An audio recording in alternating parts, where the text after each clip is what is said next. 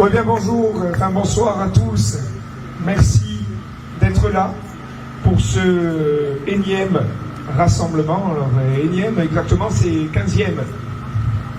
15e ici, ou ailleurs, mais il y en a eu bien plus en réalité. En tout cas, des marches comme celle-ci, il y en a eu 15. Moi, je voudrais que ce soit bien entendu par tout le monde autour ici. Et je vais me répéter parce que maintenant, ça commence à faire long pour nous et pour vous. 15 fois qu'on parcourt de la gare à la préfecture ou jusqu'à la mairie, peu importe, dans l'indifférence la plus totale.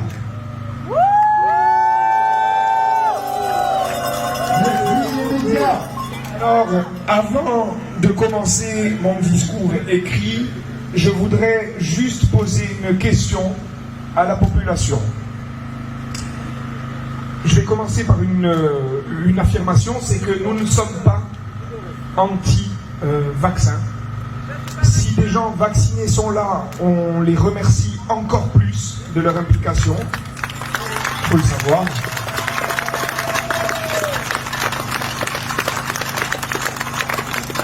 Mais en vérité, on est ici contre l'obligation vaccinale et contre le pass sanitaire. Ça reste une hérésie.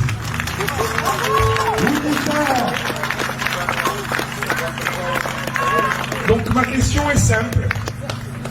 Je vais parler au nom de tous les soignants, alors présents ou qui ne le sont pas. Déjà, sachez que beaucoup d'entre nous, et on me le demande tout le temps, je reçois des messages de personnes qui me demandent pourquoi nous sommes si peu. Alors, je vais vous expliquer une chose très simple. La plupart d'entre nous sommes en arrêt.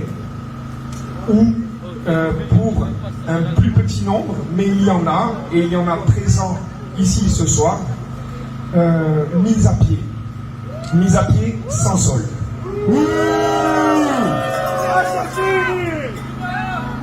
Si les soignants se montrent moins, c'est que le collectif aujourd'hui, et plus que jamais, porte bien son nom. Nous sommes menacés. Menacés d'être mis à pied. Il y en a certains qui, et à raison, parce que il faut savoir que si les gens s'arrêtent, c'est pas pour rien. C'est que nous allons mal, pour la plupart d'entre nous. Celui qui le vit bien aujourd'hui, ce qui se passe, et qui me donne la recette, j'aimerais bien la voir. Et en fait, beaucoup n'ont pas le droit aux sorties. Ce qui veut dire que s'ils sortent et qu'ils sont vus, ils peuvent être mis à pied et leur arrêt peut être annulé. Voilà la raison pour laquelle nous sommes peu. Maintenant, je vais faire un appel. On m'a donné une idée pour les soignants qui vont écouter ou qui vont avoir vent de ce qui se dit ce soir. Venez masquer. Bientôt c'est Halloween en plus, donc c'est top. Hein. Venez masquer. Venez masquer, mais venez. Il faut qu'on puisse montrer. Et d'ailleurs, on vous remerciera jamais assez. Il faut qu'on puisse montrer que nous sommes toujours là. C'est pas parce que ce soir on est 30 qu'en réalité on est réellement 30, d'accord? Ça, sachez que de par cette menace, malheureusement, beaucoup ont choisi de ne plus se présenter dans les manifestations. Et la menace, malheureusement, en ce moment, on l'a subie. Et croyez-moi qu'on l'a subie bien comme il faut. Dépression, on en a énormément. C'est dégueulasse. Moi, je vais utiliser le mot juste, hein, c'est dégueulasse. Et voilà, donc moi, je vais déjà remercier tous les gens qui sont là en tant que citoyens, mais aussi je vais remercier mes collègues qui viennent encore maintenant et qui viennent depuis 15 fois pour certains, voire 20 parce qu'on a fait d'autres actions à côté, et je voudrais juste qu'on les applaudisse.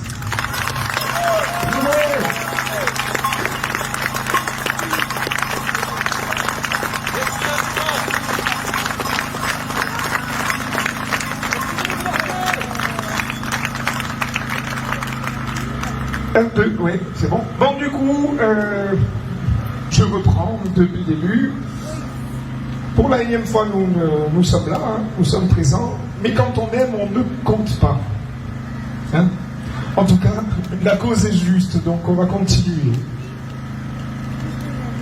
Nous avons appris cette semaine que depuis 2020, l'État français a fermé près de 6000 lits. Décidément, nous sommes très bien dirigés. Bravo Macron. Donc, bien évidemment, n'hésitez pas l'an prochain à revoter pour eux.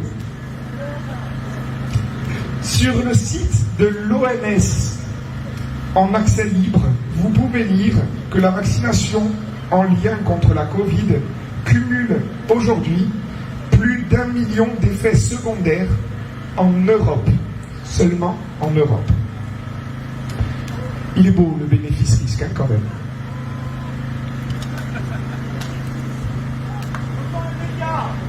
Mercredi a été diffusée une émission sur Via Stella appelée Tout va bien. Oyente. Ils auraient mieux fait de l'appeler Rien ne va plus, cette émission. Trois membres du collectif, on est 2 présents ce soir. Il y a Isabelle qui se cache, mais qui est là.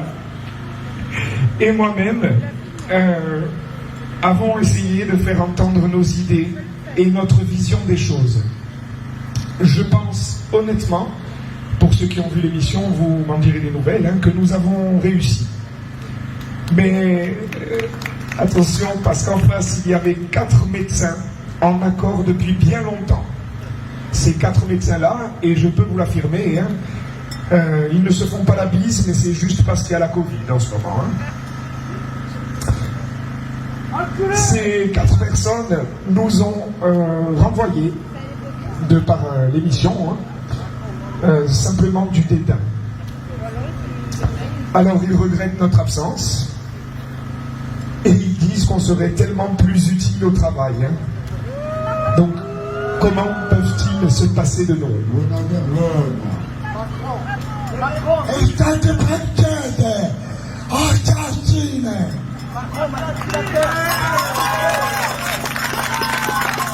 Pour ceux et celles qui ont lu le journal de ce jour, au niveau de l'hôpital de la Miséricorde, la réponse à la question posée juste avant est toute simple. Circuler, il n'y a rien à voir. Hein. Il n'y a que 10 suspendus sur 2100 personnes. Donc une paille, en gros, hein. Une aiguille. Donc 3 choses importantes. Premièrement, même si nous parlions que d'un soignant, ce serait une personne de trop. Ça entraîne une famille et potentiellement des enfants et tout ce qui va avec.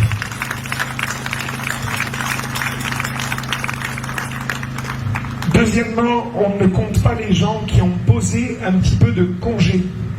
Parce qu'on a eu droit, pour certains, pas dans tous les établissements malheureusement, de poser quelques jours de congé, le temps de réfléchir à si oui ou non on allait accepter l'injection. Ces gens-là seront, et pas pour tous, hein, je ne veux pas dire pour tout le monde, mais pour beaucoup d'entre eux, suspendus dès la semaine prochaine.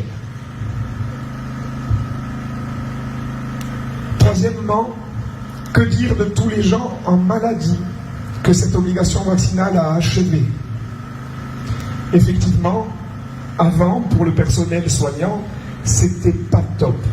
Déjà, hein, ça fait des années que c'est pas la joie. Mais depuis ça, depuis le 15 septembre, c'est invivable. Et ça, il faut vraiment que les gens le réalisent. Si on reprend du coup les mots du directeur général de la Miséricorde, ces mesures sont brutales, mais indispensables. Notre collectif va répondre au DG, hein. Oui, ces mesures sont brutales, mais non, ces mesures n'étaient pas indispensables. Si un soignant se fait tester le 14 septembre pour aller travailler, pourquoi le 15 septembre, il ne pourrait plus exercer son métier? J'ai la réponse. Hein. La loi, c'est la loi.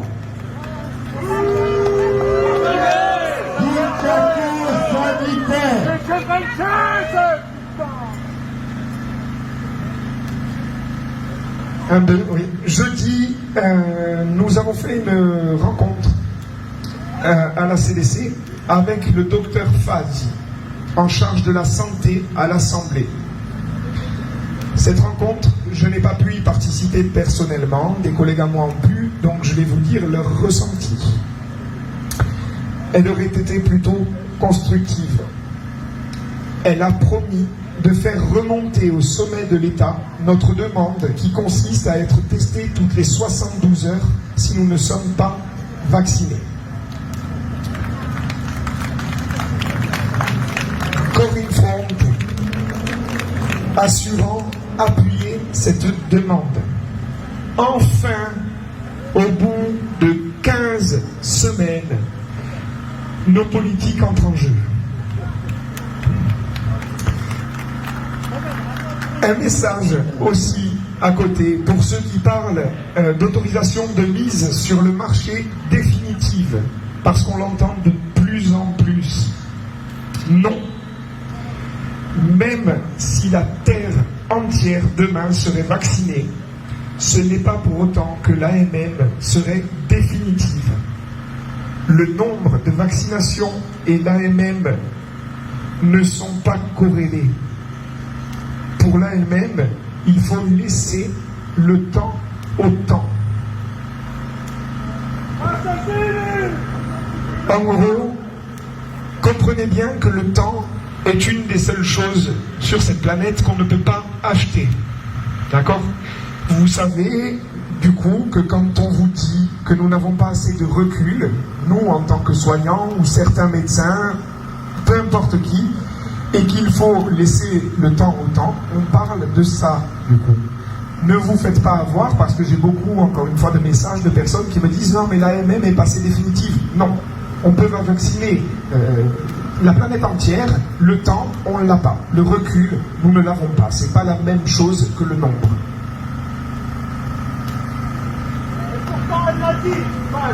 Oui, tout à fait. Mais c'est pour ça qu'on est en train de... Tout à fait. Donc un petit mot encore sur l'article de ce matin. Nous pouvons lire que 100% des médecins sont vaccinés.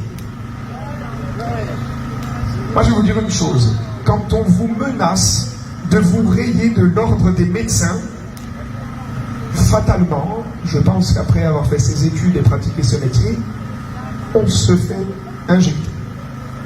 D'accord ? Mais c'est vraiment sous la menace, pour beaucoup d'entre eux.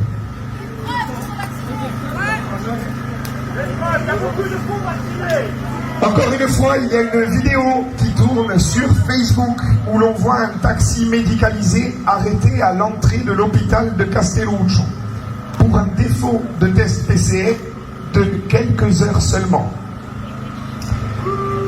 Aucun problème. Le patient a dû monter seul à pied pour son traitement de radiothérapie. Il y a 500 mètres de montée.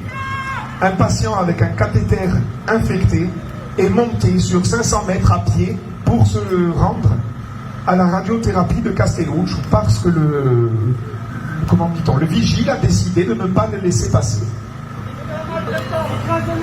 On en est là du coup, hein. Plus d'humanité et des excès de zèle en pagaille.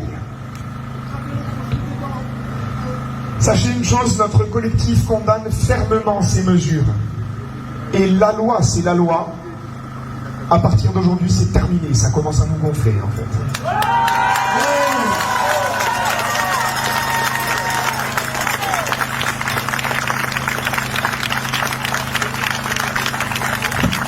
Je vais vous parler d'un dernier petit point.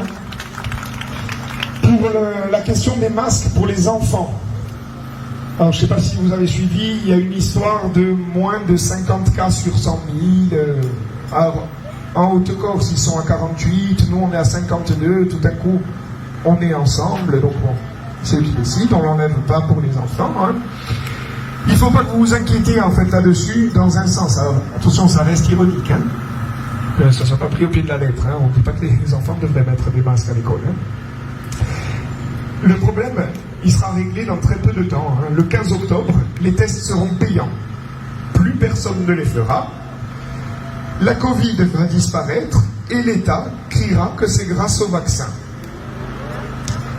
Donc voilà, on se traîne vraiment l'élite mondiale hein, aujourd'hui. Et du coup, à nous de faire changer les choses. Voilà, merci à toutes et à tous. Et à samedi prochain, 17h30, à la gare d'Ajaccio.